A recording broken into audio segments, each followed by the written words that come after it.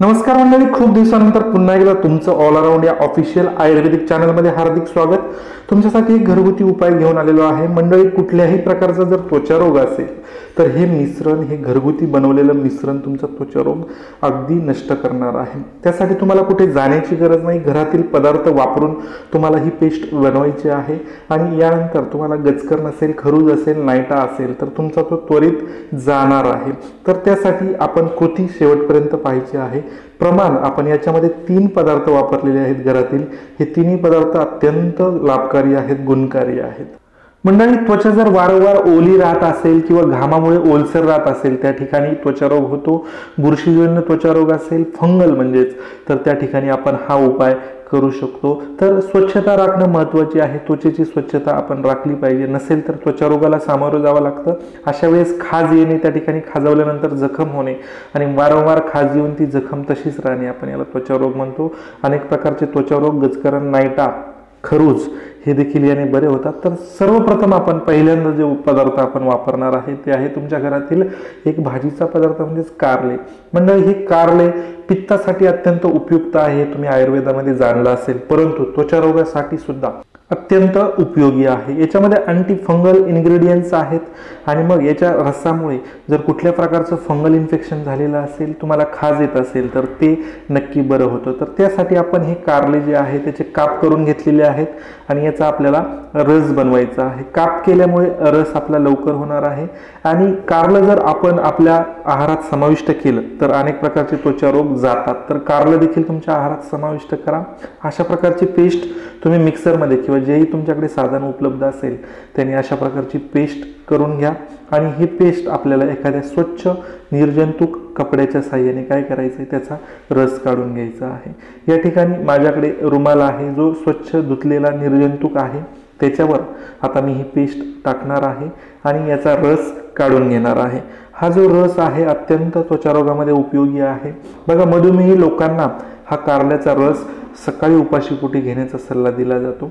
त्यामुळे साखर जी आहे रक्तातील ती कमी होत असते. त्याचबरोबर ज्या लोकांना त्वचारोग झालेला आहे त्यांनी देखील जर उपाशीपोटी हा रस घेतला तर अत्यंत उपयुक्त आहे. आपला हा उपाय मंडळी, बाहेरून त्वचारोग असेल, गचकरण असेल, नायटा, खरूज किंवा काळे चट्टे पडलेले आहेत, वारंवार खाज येते, यासाठी हा बाहेरून लावण्याचा उपाय आहे. साधारण एका वेळच्या उपायासाठी मी साधारण 2 चमचे हा रस काढून घेतलेला आहे. त्याच्यामध्ये पुढचा हा पदार्थ अत्यंत उपयोगी. तुमच्या घरामध्ये आपल्या देवासाठी आपण जो कापूर लावतो, हा कापूर मी वापरणार आहे. जर तुमच्याकडे भीमसेनी कापूर असेल तोही अत्यंत गुणकारी आहे. कुठलाही कापूर आपण घ्यायचा आहे. त्यासाठी 2 कापूर मी घेणार आहे, कापराच्या वड्या. कापरामध्ये अँटी इन्फ्लेमेटरी गुण आहेत, त्याचबरोबर अँटीबॅक्टेरियल गुण आहेत.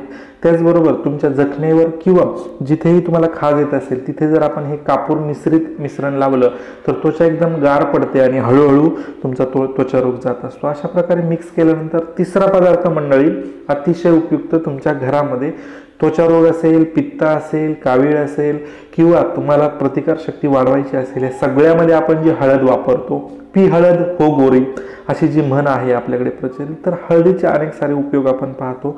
या ठिकाणी त्वचारोगामध्ये अँटीबॅक्टेरियल याचा गुण आपण उपयोगात आणणार आहोत. साधारण जाड पेस्ट होईल अशा प्रकारे आपण वापरायचे. त्यासाठी आपण अजून थोडी हळद घेणार आहोत, कारण अजून एक पदार्थ आपण याच्यात ॲड करणार आहोत. त्याच्यामुळं जे आपलं मिश्रण आहे ते लिक्विड फॉर्ममध्ये राहणार आहे. त्यासाठी हा पदार्थ आपण थोडासा घट्ट करणार आहोत, म्हणून हळद आपण या ठिकाणी जास्त वापरलेली आहे. हे मिश्रण तयार झाल्यानंतर अजून एक पदार्थ तुमच्या घरात मंडळी आहे ते आहे खोबऱ्याचं तेल. बघा, कुठल्याही त्वचारोगामध्ये खोबऱ्याचं तेल त्या ठिकाणी जर लावलं तर अतिशय येणारी खाज जी आहे ती शांत होते आणि हळूहळू मंद होत जात, ती कमी होत असते. आणि म्हणूनच या मिश्रणामध्ये अगदी शेवटचा पदार्थ म्हणून आपण नारळाचं तेल म्हणजेच खोबऱ्याचं तेल टाकत आहोत आणि हे मिश्रण एकजीव करायचं आहे, एकत्र करायचं आहे. मंडळी, अगदी बाजारात मिळणारी जी पेस्ट आहे किंवा क्रीम तुम्ही लावता त्यासारखीच ही क्रीम तयार होणार आहे. फक्त ही तुम्हाला 2 ते 3 दिवसातून पुन्हा एकदा बनवावं लागणार आहे. 2 ते 3 दिवस तुम्ही एकदा बनवलेली लावू शकता. लावण्याची पद्धत खूप सोपी आहे. ज्याही ठिकाणी तुम्हाला इन्फेक्शन असेल, जांघेत, काखेत, कुठेही, त्या ठिकाणी अशा प्रकारे रब करायचं आहे अर्धा मिनिट आणि त्यानंतर तुम्हाला कमीत कमी 2 तास हे मिश्रण तुमच्या त्वचेवर ठेवायचं आहे. बघा, लावल्या लावल्या थंड पडणार आहे. थंड पडून तुम्हाला जो इफेक्ट आहे तो हळूहळू देणार आहे आणि तुमचा कुठल्याही प्रकारचा त्वचारोग बरा होणार आहे. अशाच खात्रीशीर उपायांसाठी मंडळी हा चॅनल पाहत राहा. तुम्हाला काही समस्या असतील तर कमेंटमध्ये नक्की कळवा आणि हो, लाईक करायला विसरू नका, त्याने मला आनंद आणि प्रोत्साहन मिळणार आहे. तर भेटूया नवीन अशाच खात्रीशीर व्हिडिओमध्ये. धन्यवाद.